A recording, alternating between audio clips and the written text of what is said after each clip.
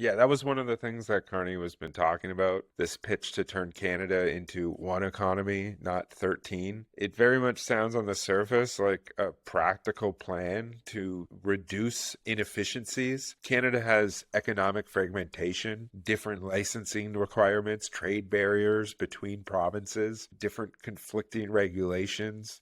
It obviously creates real obstacles to the flow of goods, labor, and services, but we got to be real about this because what it actually means is that it's not about helping workers or small businesses. It's about consolidating economic power at the federal level and making it easier for capital while eroding what little autonomy the provinces will have in shaping their own economic policies. Carney's background as the former Bank of Canada governor, the former governor of Bank of England, his face is a staple within global finance circles. That alone very much tells you everything that you need to know about him and his priorities. When he talks about making Canada's economy more efficient, he's not talking about ensuring that workers get fair wages or improving labor conditions.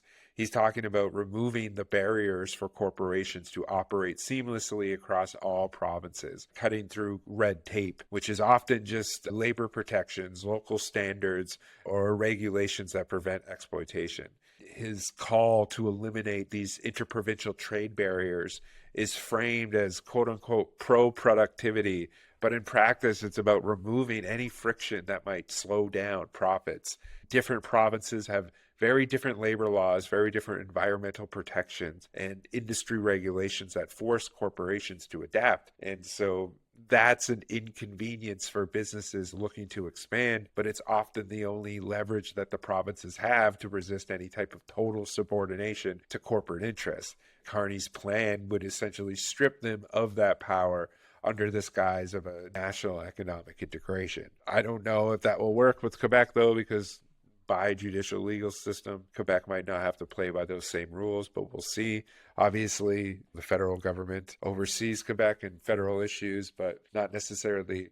There's ways to fandango it to make it so that Quebec has more autonomy in certain issues. And yeah, trade-off could happen in that regard. What I'm essentially talking about here with Carney and this plan of the integrated economy is the threat of him falling into the efficiency trap, which that is always the trick, is efficiency is never defined in terms of who benefits from it. It's if removing trade barriers between provinces resulted in any better wages or stronger labor rights or more regional economic autonomy, we'd be having a different conversation. But that's not what's happening here, because in reality, efficiency, it means making it easier for businesses to standardize operations, often by lowering standards to the weakest provinces level. If one province has fewer environmental regulations, fewer labor protections, or weaker tax laws, that will inevitably become the new baseline.